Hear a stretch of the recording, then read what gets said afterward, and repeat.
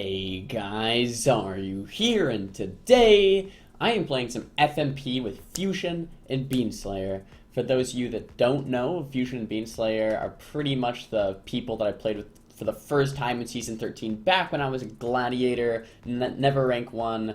We played one session, we hit rank 1, and pretty much one session. It was the best time of my life. It was when I first started streaming.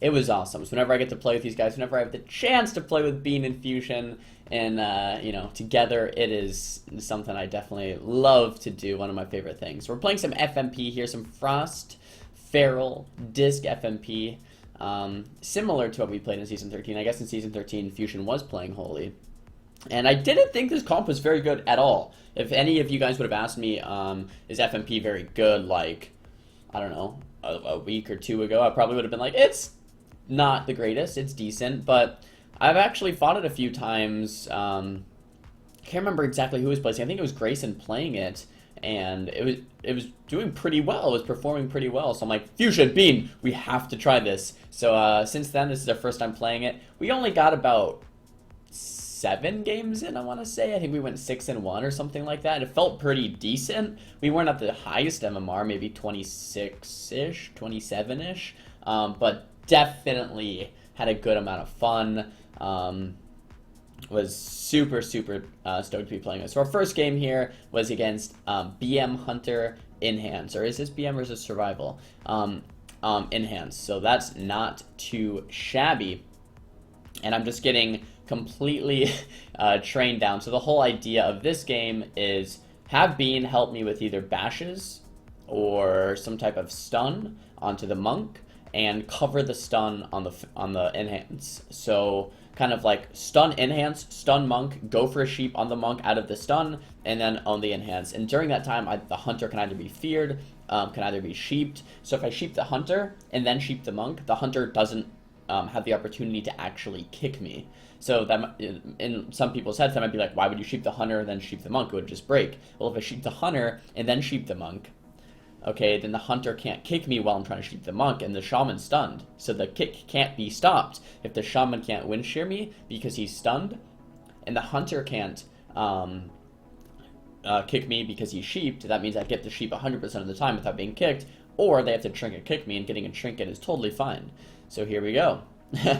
Continuing on in this game, if I can't get the sheep out of the stun for whatever reason, say like right here, I do get stomped because we didn't have that CC, we can go in for a fear off of it instead of the sheep, and then off of the fear, then I can go ahead and sheep. So just, wow, that was a perfect segue, and it happened right in the game while I was saying that. As something else you kind of want to communicate as well, because I couldn't actually sheep that hunter first. And while I'm kind of getting the CC, I'm kind of babysitting the monk here. My Feral's just ripping through the enhance, which is pretty awesome. I trinket Temp Shield here, and that's definitely worth noting that as a mage, your trinket 99% of the time should be paired with a Temp Shield. So every time you're queuing, especially a comp like this, into a comp like this, like Enhance, BM Hunter, where they have large amounts of burst, and the Enhance just goes down after a couple more setups and they're out of cooldowns. But yeah, when you're queuing into a comp that has high burst, you always want to wait till you get stunned and then trinket temp instantly when you're at full life. When they pop something like Bloodlust, you have to have a pretty quick reaction, because if you wait half a second later or even a quarter of a second later, you're going to be from 100% to about 20%, and that's what you want in Temp Shield. You want a Temp Shield at 100%.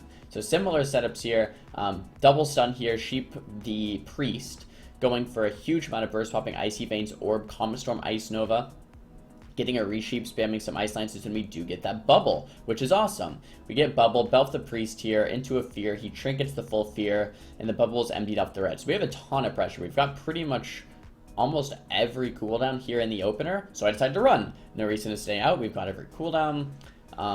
My DRs on the priest are resetting. The sheep DR just came off now, so now I can push back in. So running away for 5 seconds means I'm not a kill target. I'm not too scared for my Feral, because he can always go bear form, or we can use one of his walls, whatever. Bean does a great job eating the trap here on Fusion. Since my priest isn't trapped, that's another kind of go for us. Alright, let's go offensive. I lock out the priest full. He stuns him, and I get kicked in sheep, but I do land that full ring off of the stun, and the red just goes down. So pretty simple game there. A couple things to point out. Eating trap is nice. Running when you don't have DRs is nice. Ringing when you get kicked in sheep is nice.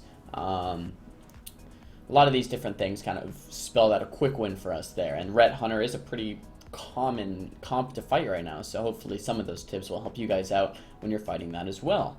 So here we're fighting Boomkin, Demon Hunter, Mistweaver.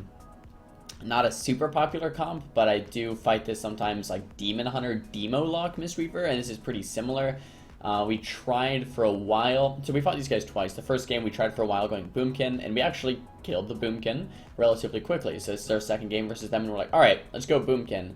But this time the Boomkin learned to sit bear form a lot of the game, and really just kite us and sit bear. And it was very difficult to actually do anything to him while he was doing this. I'm not sure if this is actually Asper or not. I don't know. Because I know a lot of you guys are like, this Boomkin, it's Asper, man. But I think it might, because I checked to see if it was him, and he wasn't online on my real ID, so I don't know if it was him or not. But, I don't know if he had a second account or what, or if it's just someone else with his name. But yeah, huge amount of burst right here into the Boomkin. We're actually forcing trinkets left and right. We're getting cocoon, so I guess we're still forcing cooldowns, or a decent amount of cooldowns, just going Boomkin, but after a while here, it seems like they just get their cooldowns back up, and it's hard to make things happen when the Boomkin's playing uber defensively. Which is kind of nice in its own way, because that means they're not doing much damage. If the Boomkin's sitting bare, they're not doing too much, but that Starfall damage is still going down. And he's still doing some damage as a Boomkin, even if he is bear form. Look, he just Starfalls, puts out some dots, and then if we're getting too much pressure on him or he gets a little too low, he just sits bear form, and all of his damage is still ticking on us, so he's still doing quite a bit of effective damage here. One thing to note is you can sheep off the undispellable root of the feral. And try to get a ring here onto the monk. I do actually land it, so I blinked in, get that full ring onto the monk, and with that full ring into a full fear, the druid is still at about 80% life, and that was my orb. That was a lot of damage from both of us, a lot of cooldowns, and about 15 seconds of CC in this guy's full life. So right about here might have been when I'm like, dude, we just CC'd this guy forever. We popped all of our offensives, and we didn't even get him below like half. Oh yeah, and then I'm forced into an ice block. So I'm like, all right, if this continues, we're going to lose, because we just had a perfect setup and didn't get anything. So I think at some point I'm like, all right, we got to switch things up. Let's try going Demon Hunter. All right. Yeah, I think this is the game where I say let's try going Demon Hunter at some point here soon, because like if we don't change up anything, it's just I have no blocks left, so the next setup they do, I'm going to die. Very unfortunate, but true. But we actually get darkness and blur from just hitting the Demon Hunter like once. We literally sneezed on this Demon Hunter, and he popped every defensive cooldown. We're like, okay, this monk still doesn't have trinket for about 20 more seconds. I have my orb and my icy veins coming up in about 10. I usually can kill with my second icy veins, because second, third icy veins pretty scary. It's like opener damage outside of an opener, so it's pretty nice.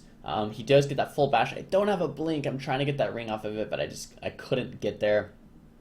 A little miscommunication on my part. We do get that undispellable root into the full sheep, though, and I'm popping my orb, spamming those ice lances, trying to get a resheep, trying to line his side. Got the resheep. He does trinket that resheep. My priest looks like he's going for a fear. I get a full lockout.